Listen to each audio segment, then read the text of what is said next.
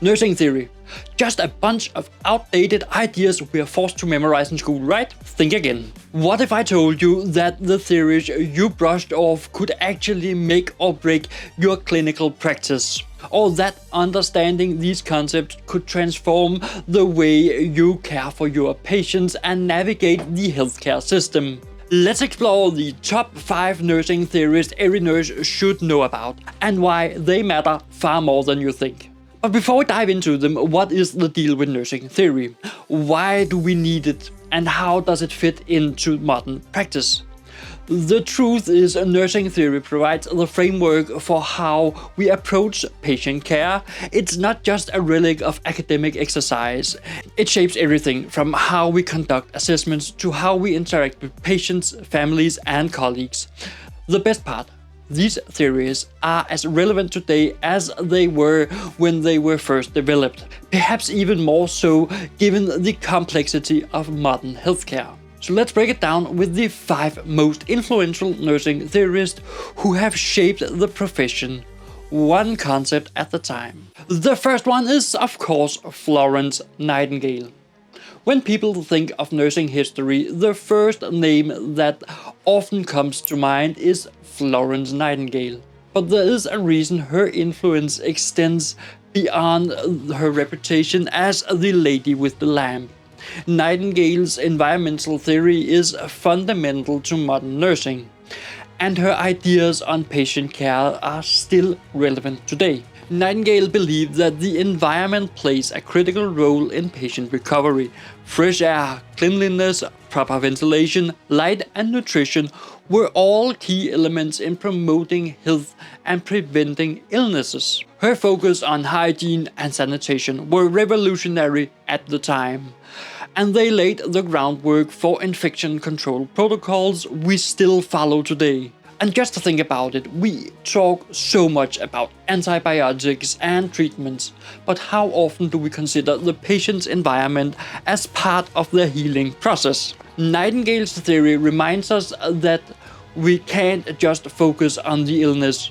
We need to create the right conditions for recovery. In clinical practice, you see this in infection control measures, the use of healing environments, and even in the design of modern hospitals. So whether you're repositioning a patient to ensure they get sunlight or ensuring a sterile environment, you are applying Nightingale's theory without even realizing it. Next on the list is Virginia Henderson, often referred to as the First Lady of Nursing. Her nursing needs theory is a cornerstone in understanding the role of the nurse. Henderson defined nursing as assisting individuals with activities that contribute to health recovery or a peaceful death. Activities they would perform independently if they had the strength, will, or knowledge. Henderson's theory is practical.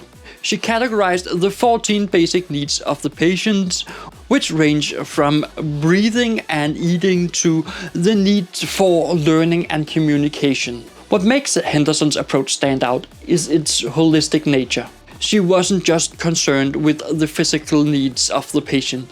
She believed that nurses should address emotional, psychological, and spiritual needs as well. This theory plays out in our daily practice when we assess patients. Ever wondered why we take such a comprehensive approach during patient assessments? It's because of theories like Henderson's.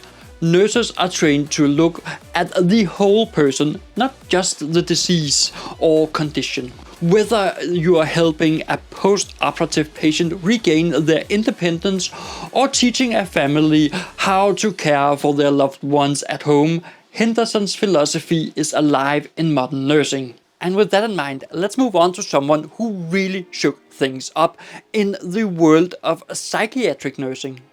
Hildegard Peplau. Her theory of interpersonal relations revolutionized how nurses interact with patients, and it's still one of the most influential nursing theories to this day. Peplau viewed nursing as much more than just a series of tasks. She saw it as a therapeutic process that happens between the nurse and the patient. According to her, the nurse-patient relationship is dynamic, and unfolds in 3 phases: orientation, working, and termination. From a stranger introducing care to a partner helping the patient reach their health goal. This theory is especially critical when dealing with patients who are going through emotional or mental health challenges.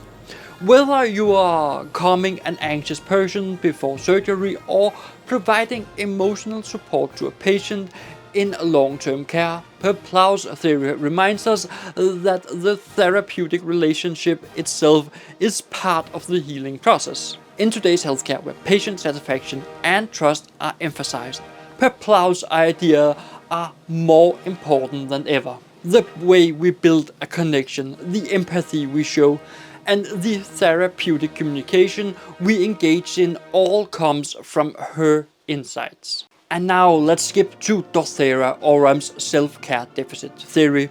It is a favorite amongst nurses because it empowers both the nurse and the patient, and believe that individuals have the ability and the responsibility to care for themselves. When they are unable to meet their own self-care needs, nurses step in to assist. The concept here is that nurses don't just do things for patients. They help patients regain the ability to care for themselves, at least whenever possible. Orem identifies self-care requisites, which are the actions people need to perform in order to maintain life, health, and well-being. In the clinical setting, this theory plays out every day. Think about how we educate patients on managing chronic conditions like diabetes and heart disease. We are not just telling them what medication to take. We are teaching them how to monitor their blood sugar, adjust their diet, or recognize the signs of problem. In Orem's model, nursing care is about promoting patient independence, which aligns perfectly with modern healthcare's emphasis on patient education and empowerment. This theory is particularly relevant in long-term care and rehabilitation, where the goal is often to maximize the patient's ability to live independently. The more we focus on self-care, the more we align with Orem's vision of empowering the patients to take control of their own health. And even in the ED, I use this theory.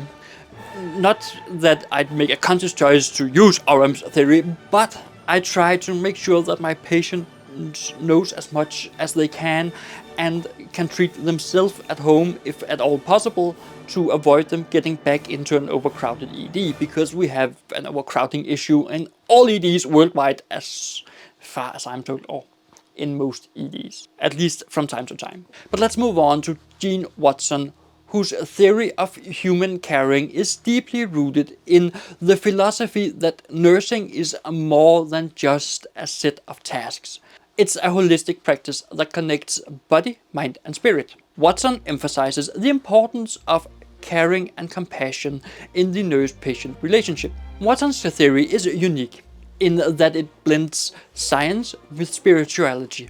Yes, you heard me right, science and spirituality in the same theory. Because she believed that caring is the essence of nursing and that it should be central to our practice.